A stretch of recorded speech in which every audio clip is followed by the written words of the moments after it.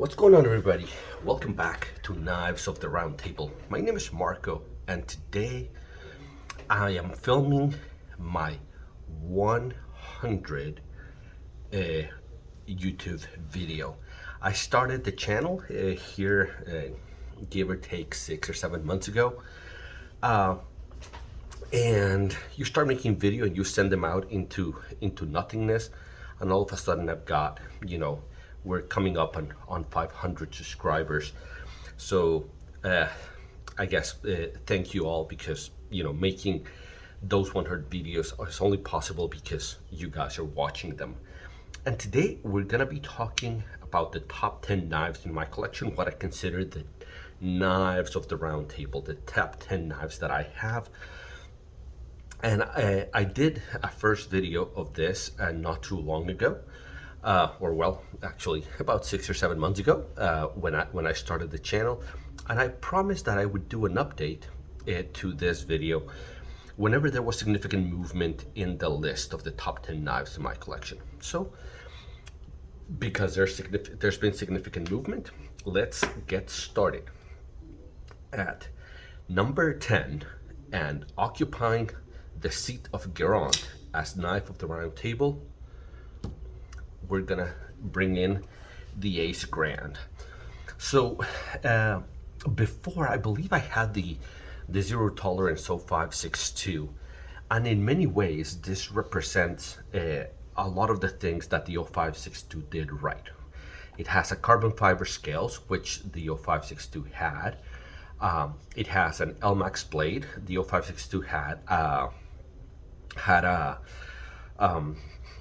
a 20 CV or an M390 blade. So why did this one replace that knife? It's because I think this one has better action. The deployment it's incredible. I think that the quality is very similar. Maybe the 0562 a little bit better, but very similar. I think that the aesthetics, that the ergonomics of this one are just a little bit better. Now, the only problem, and I debated it, is because this one comes with a caveat. The access to the lock bar on this one is really, really bad as you buy it. I had to come in and adjust or increase the lock bar access on this side. So I would say that this one is one of the top 10 knives in my collection, and it's probably one of the what I would consider the best values out there. I think it's an outstanding knife for what you get. I think the ergonomics are phenomenal. You get an LMAX blade. I love LMAX. I think it's because it's been along so long, it's a little bit underrated. I think that the action is phenomenal. The thumb deployment is just really, I mean, not the thumb deployment, the middle finger flip deployment is excellent. I think this is an excellent knife, and that's why it made it into the top 10 knives of my collection, and it occupies the seat of Garand. Let's put him right there. Now, up at number 9, occupying the seat of Vetiver, we have the Quiet Carry Drift, and this is a repeat of the list of last year. And the reason this one's sticking around is because I think this is an outstanding knife. It's very slim.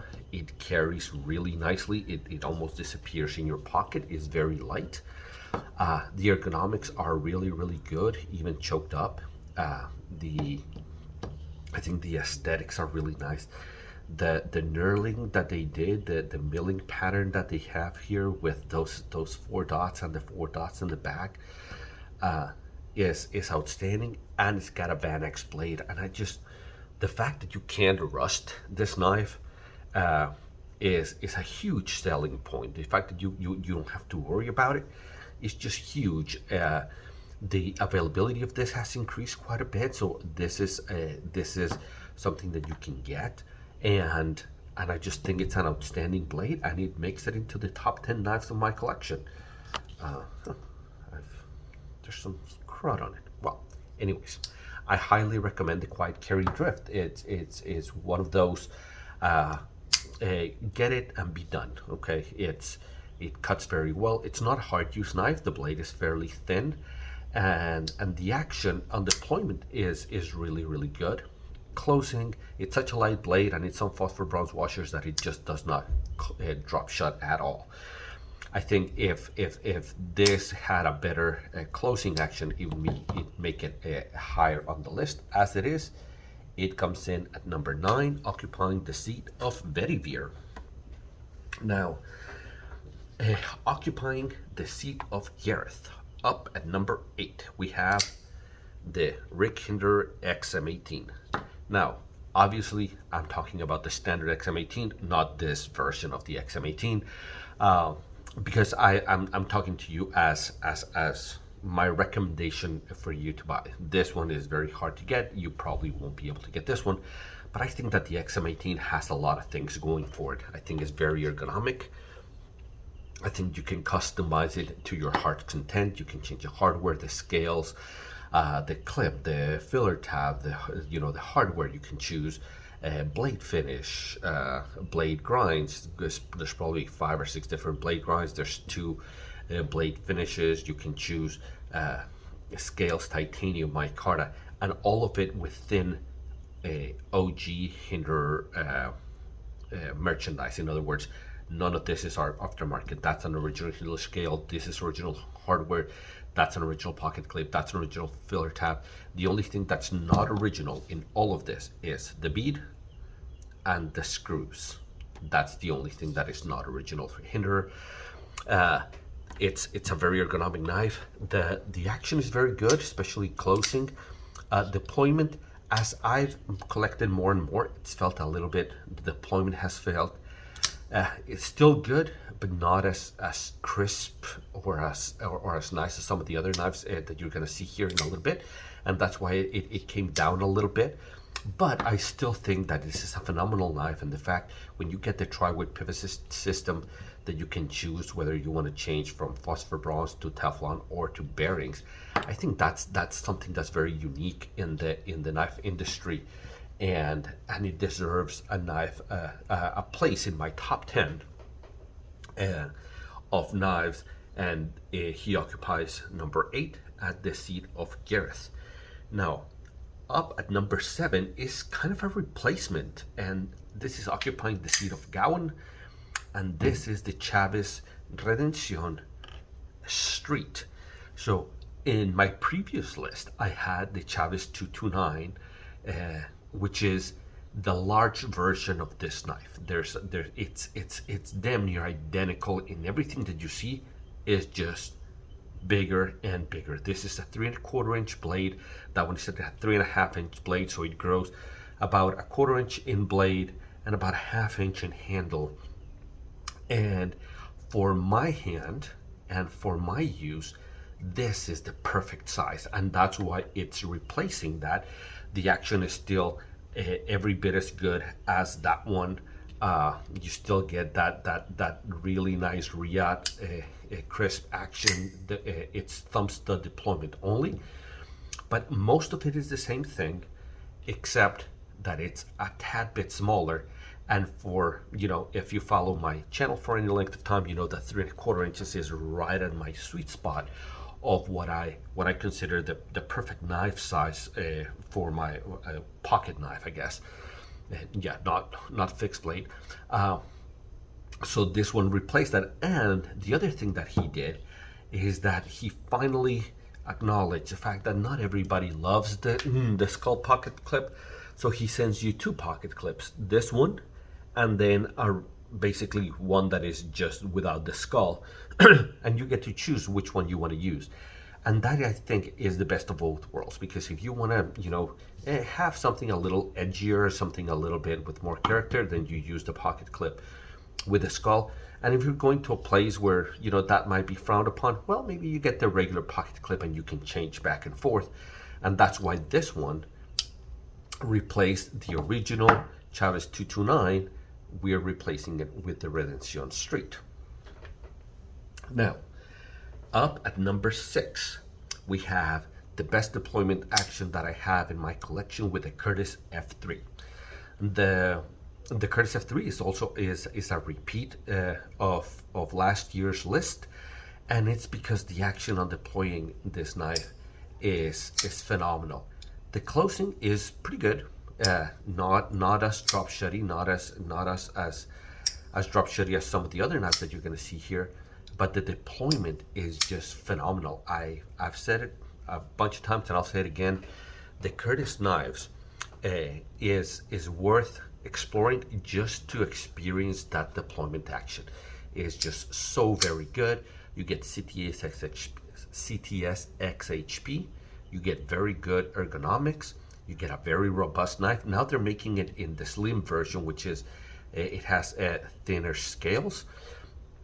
You get the spot pivot that does so it's a pivot, but it also does the over travel stop. It's an outstanding knife, and it's one of the best values around, because as a custom knife, it's about $650 new. So you don't find many custom knives of this quality, especially at around $650. So at number 6, we have the Curtis F3 occupying the seat of Boris Daganis. Now, up number 5, occupying the seat of Percival, we have a newcomer to the list, and that is the Herman Sting. Now, so this is a knife that I got after the list was published last time, and what you get here is just outstanding fit and finish. It's a beautiful blade. It has this beautiful mill pattern, kind of seashell type thing, and the feel of it in hand, the feel of the mill pattern, and the ergonomics of this knife are just phenomenal. It's incredibly well done. You get this beautiful flush back spacer that's been polished, and it comes to a point. You get even those 3 points that are, the part of the pocket clip and the scale. It's a liner lock, and I'm growing. I've grown more fond of liner locks, because the fact that the deployment is never altered by where you put your fingers. I think that's a big selling point. I think for a while there, I was like, I only do frame locks, I don't want liner locks, and I think I was mistaken. I think as you'll see here, as move towards the top of my list, you'll see the inclusion of more and more liner locks. In fact, we might be split halfway between liner locks and frame locks. So this one in particular has M398 blade steel. So it came screaming sharp out of the box, and it's still really, really sharp. The fit and finish on Herman knives is outstanding. They've become very popular. They're harder to get nowadays because the drop kind of disappears here in minutes. So that's the Herman Sting at number 5, using the seat of Percival. Now, at number 4, with the seat of Galahad, we have the Konigarius. And the Konigarius is basically probably the best American knife that is made right now. The ergonomics are phenomenal. The blade is incredible, and as you can see, I use it. It's a user for me. All of my knives are users, but this one even more so. The ergonomics are phenomenal on this knife. The cutting, it comes down to a really nice thin edge of M390 steel. The action is just, it's really crisp on deployment, is really smooth on closing, and it's gotten better and better. I think it's moved up a position or two from last year, and I think it's because it's broken in even better. The action's just gotten so nice. I think probably second only to probably the Shiro. So the Konigarius coming in at number 4 with the seat of Galahad. Now we get, this is the knife is not controversial, but my decision might be controversial, and that is the CKF Evo 2.0.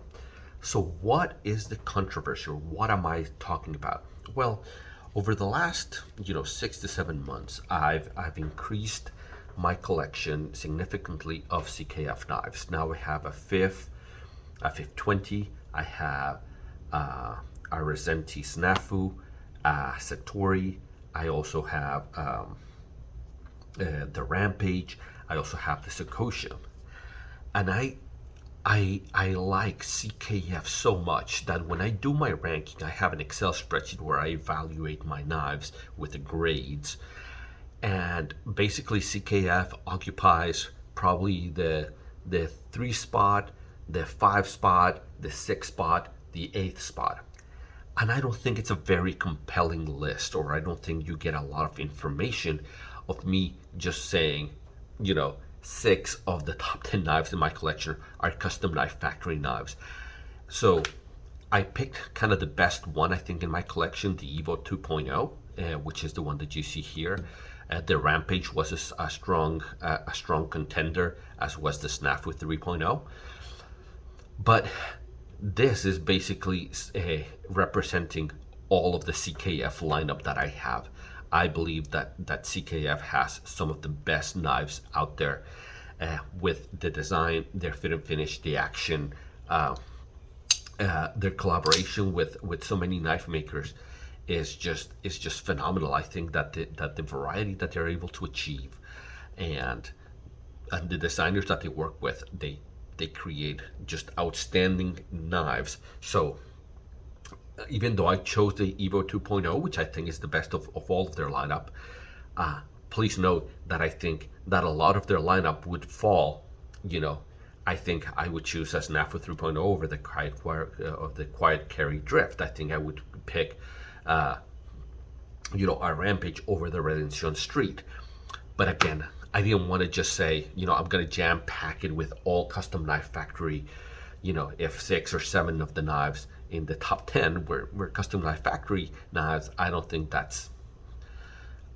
anybody enjoys that very much. So I will issue the custom knife factory brand overview, and you'll be able to see all of the knives of the custom knife factory. But the Evo 2.0 is still one of the most recognizable, most iconic designs that Custom Knife Factory has ever done.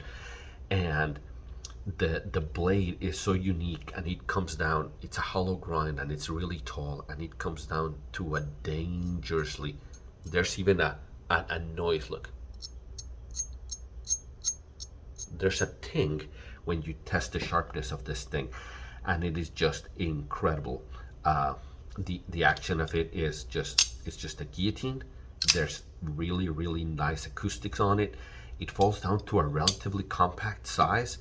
I just think it's a phenomenal knife, and the 3.0 is coming, so you better be ready if you didn't get it on the pre-order. So this occupies the seat of Tristan at number 3.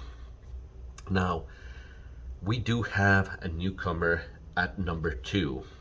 The CKF Evo 2.0 used to be number 2, and now we're going to be taking the seat's going to be taken by the Rockstead Higo X. This is a knife that I've been wanting for a very long time. I think that the pandemic kind of stopped their production, and so you couldn't get them for a long time, and then suddenly they were available.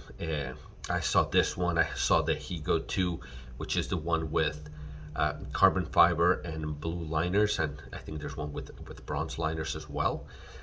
But because of the use that I'm going to have for this knife, I wanted the wood. I wanted the more elegant version of the knife, and the fit and finish on this knife is just incredible. It's just very unique. The deployment action for phosphor bronze washers is so.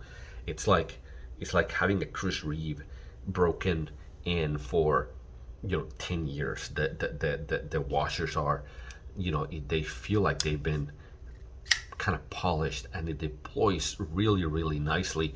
And even the closing, look, I'm not gonna let it just drop, but look, you see, when you disengage the lock bar, it just goes. It's so smooth.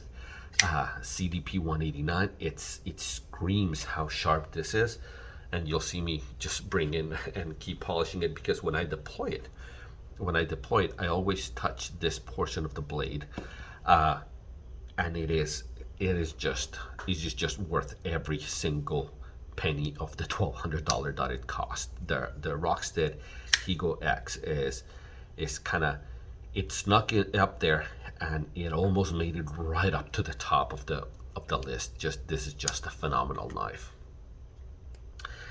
But staying strong at number 1 and occupying the seat of Arthur, it is the Shirogorov F3NS. It is just, without a doubt, the best knife that I've ever held in my hands. It has a super crisp deployment, drop shot action, incredibly smooth, damn near perfect ergonomics, or perfect ergonomics. The jimping, the quality, the fit and finish, the materials that they're using. I think that the F3NS is the best knife in the world. I really do. I've never had one of their custom division knives. I'm kind of curious to see what that would do. But as far all of these, so with the exception, I think Herman Knives is a custom knife maker. Curtis is a custom knife maker. But for the most part, all of these are production knives, and I just don't think that any of them match the Shirogorov.